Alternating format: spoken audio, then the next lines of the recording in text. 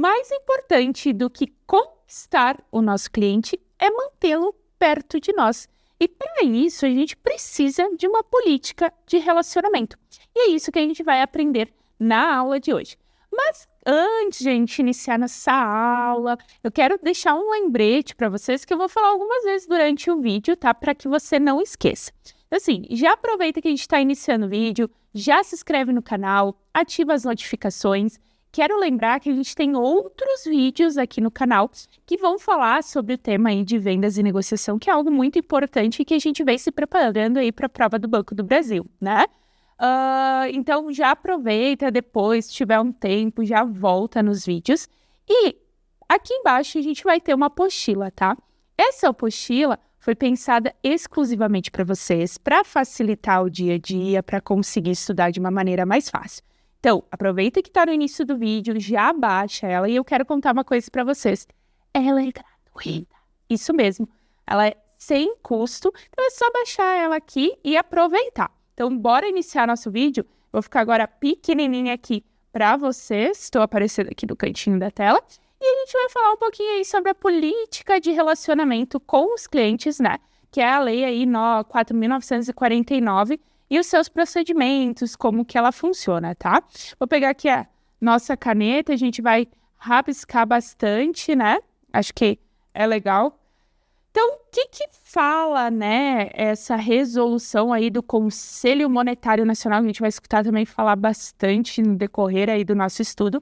Então, o objetivo principal da política de relacionamento com o cliente é trazer para o cliente um tratamento justo, equitativo, igual, né, e transparente a todo mundo que precisar utilizar uma instituição financeira, né, para ter o relacionamento bancário. Então, vai promover a convergência dos interesses e a consolidação da imagem institucional. É escutar o cliente e realmente atender aquilo que o cliente procura com segurança, com transparência, né, com um tratamento justo. Então, basicamente é isso que a gente vai desmembrar aí no decorrer dessa aula, tá? Vamos lá. Então, os princípios fundamentais da Lei 4.949, né? O artigo 2º, o que ele fala, né? Ele tem como observância, né, princípios como a ética, a responsabilidade no dia a dia, transparência nas informações e diligência, né? Isso propicia aí a convergência dos interesses da instituição, da imagem da instituição. Então, quando a gente escuta lá falar de um banco, né? Um banco às vezes tem uma imagem que ele precisa zelar, porque ele cuida, né, do dinheiro das pessoas, ou não só um banco, a gente traz para uma empresa, né, quando às vezes a empresa ela faz uma jogada de marketing, isso pode trazer algo positivo ou algo negativo para a empresa. Então, tudo isso, ele está voltado, né, para a política de relacionamento com o cliente. Como que eu quero que o cliente ele veja a minha marca, a minha empresa, né? Então, aqui eu trouxe os principais pontos, porque às vezes vai cair na prova, a gente associa que é essa lei, que é a política de relacionamento com o cliente que a gente está falando, tá? Ações requeridas, né? Então, peguei aqui o mouse errado. Ações requeridas. Artigo 3º da resolução, ela vai estabelecer, né, a observância dos princípios. Então, entre outras, ela vai querer uma cultura organizacional cooperativa. Isso quer dizer que a gente está dentro da instituição, a gente vai se ajudar, a gente vai trabalhar em equipe, não é cada um pensando em si. E um tratamento justo e equitativo, tá? Então, exemplos práticos de aplicação. Um atendimento prioritário para idosos, PCD, gestantes, uma linguagem simplificada. Tu vai explicar sobre o investimento, vai explicar sobre o seguro de vida, sobre uma capitalização, de uma maneira que o cliente entenda, sem termos, sem jargões, né? Que o cliente vai ficar te olhando e no final ele não vai entender nada. Canais de atendimento adaptados para diferentes necessidades, então todo tipo de necessidade, enfim, que o cliente demande, tem que ter, né? A gente tem que estar preparado para isso. E um treinamento para colaboradores, né, para um atendimento inclusivo. Então, aprender braille, ou pelo menos entender, quando tu vai conversar, e isso a gente aprende nos cursinhos obrigatórios de qualquer instituição que a gente for entrar, como tu se comunicar, por exemplo, uma pessoa surda ou uma pessoa muda, né? Não é surdo-mudo, a gente tem a pessoa que é surda, a pessoa que é muda. Então, a gente tem que saber, né, como se posicionar em relação a isso, tá?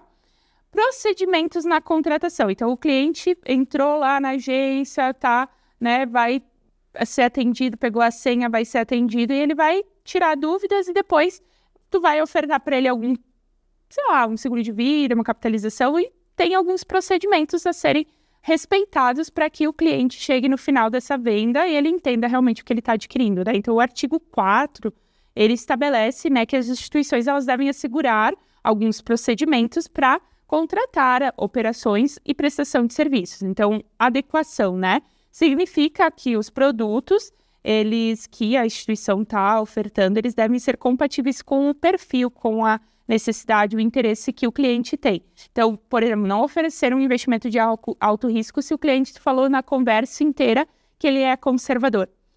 Então, a gente precisa escutar o nosso cliente. Primeiro de tudo, tu vai fazer uma recomendação para o cliente, né? Tu tem a CPA 20, a CEA, vai chegar e tu vai questionar. Eu vi que aqui o seu perfil é conservador. O senhor ainda se vê, né, como um perfil conservador? O senhor quer assumir mais risco? Quer manter isso? Então, é a primeira chave, né, quando tu vai conversar com o cliente em relação aos investimentos dele.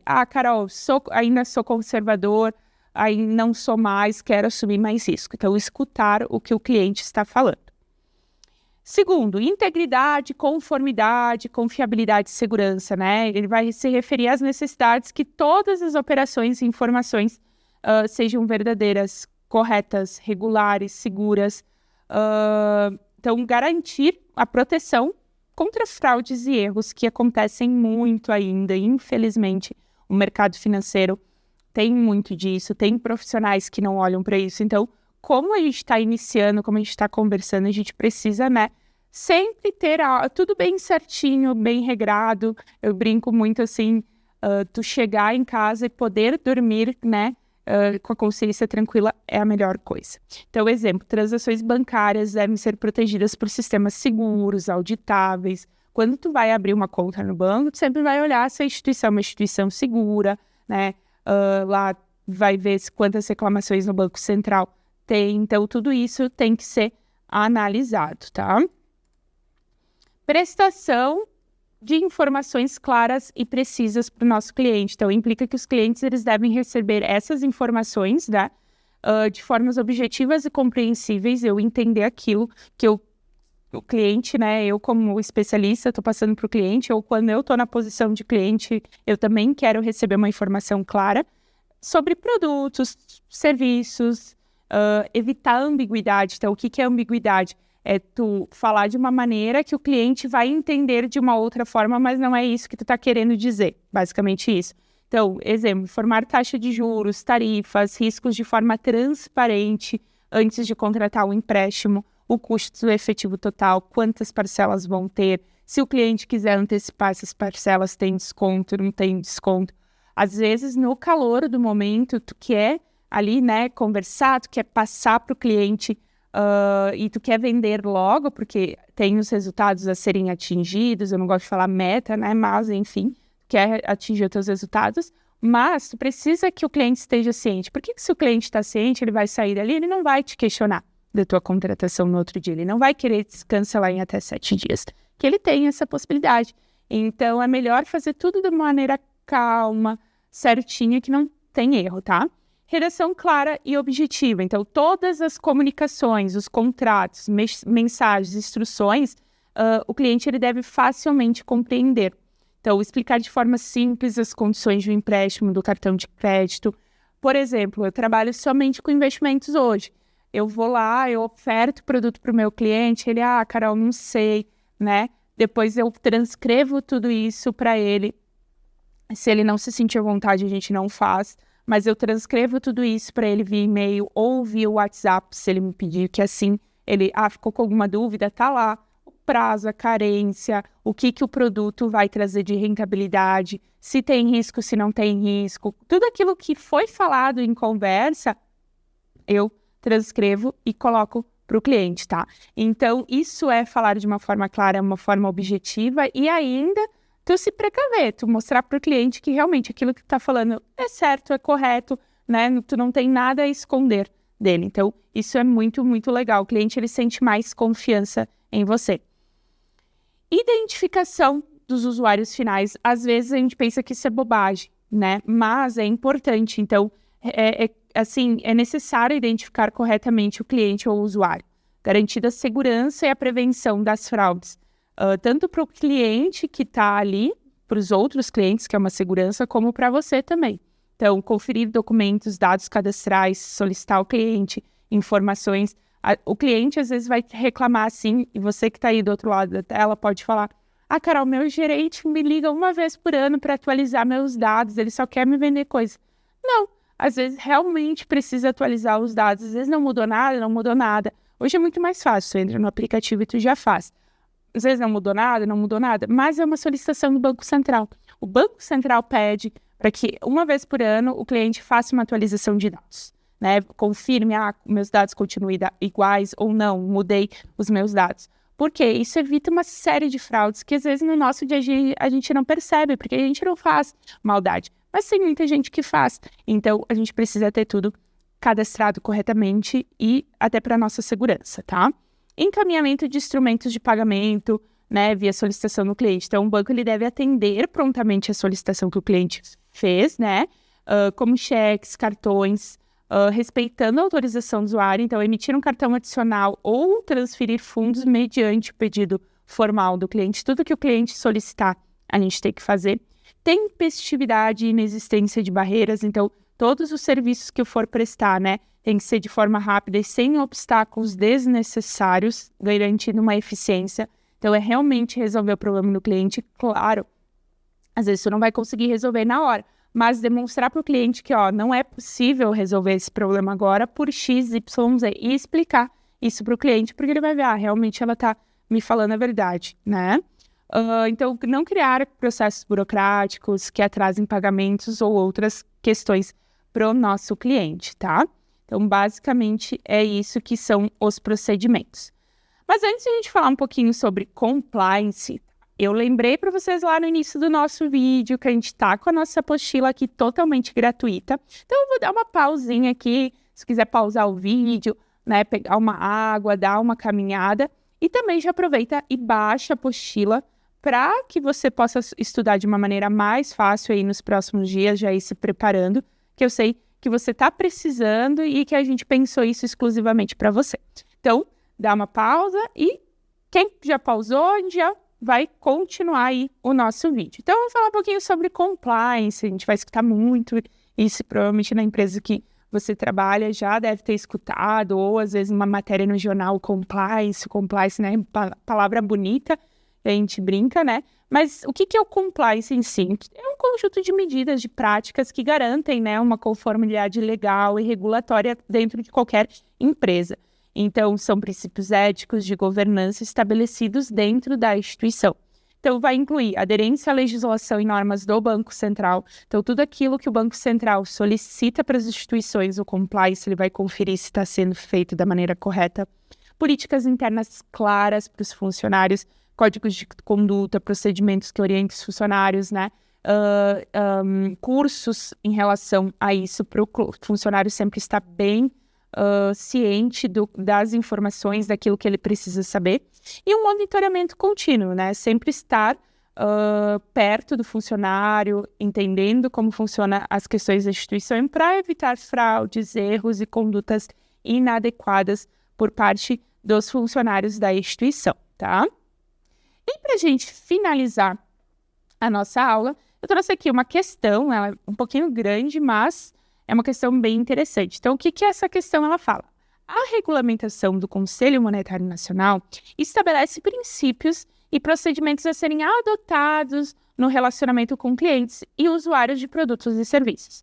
A Resolução CMN 4.949 de 2021, a gente falou agora, dispõe que os procedimentos na contratação de operações e na prestação de serviços devem assegurar a adequação dos produtos e serviços ofertados ou recomendados às necessidades, aos interesses e aos objetivos dos clientes e usuários. Interessante, parece bem correta essa daqui. Integridade, impessoalidade, insegurança, transparência e publicidade das transações realizadas. Não sei. Prestação, alternativa C. Prestação de forma técnica e com detalhamento jurídico, somente das informações que vierem a ser expressamente solicitadas para escolha e tomada de decisões por parte dos clientes e usuários. Não sei se é somente das informações que vierem a ser expressamente solicitadas. A gente, como profissional, deve solicitar tudo, tá? Então, acho que aqui também tá errado essas duas. Utilização de redação técnica bancária, orçamentária e financeira, independente da complexidade da operação do serviço, em contratos, recibos, extratos, comprovantes e documentos destinados ao público. Também lembra, não falar bancarês, não falar termos e jargões técnicos. Anonimato dos usuários, intermediadores, beneficiários de recebimento ou transferência em demonstrativo e extratos de conta de poupança e conta de pagamentos pré-pagos. Também não, a gente precisa saber o usuário final, o usuário inicial, o usuário final, precisa disso, tá? Então, aqui parece que a alternativa mais correta é a alternativa A, mas antes de a gente finalizar a nossa aula e eu dar a resposta correta para vocês, porque eu não vou dar assim de bandeja também, já abaixa a nossa apostila aqui, tá? E também deixa o teu like no final do vídeo, comenta aqui, Carol, não entendi algum ponto que tu falou no vídeo, me dá um feedback, o que eu posso melhorar, o que tu achou da aula, porque isso é muito bom, né? A gente lá, quando tu estiver na tua instituição ou no teu trabalho, é sempre bom receber um feedback construtivo, o que você achou. Então, já aproveita, já se inscreve no canal, ativa as notificações, porque vão ter mais alguns vídeos, aí a gente está chegando no final dos nossos vídeos, mas terão mais alguns. E já aproveita e já maratona os outros, né? Tem alguns outros vídeos aí, minha carinha tá em vários outros vídeos, já aproveita, baixa eles, assiste eles aí, escuta eles também como podcast, se for, tá? Então, vamos ver qual é a nossa alternativa correta aqui. Alternativa A, a adequação dos produtos e dos serviços ofertados ou recomendados às necessidades, aos interesses e aos objetivos dos clientes e usuários, que foi isso que a gente falou um pouquinho aqui na aula de hoje, tá? Então, a alternativa A aí é a nossa alternativa correta.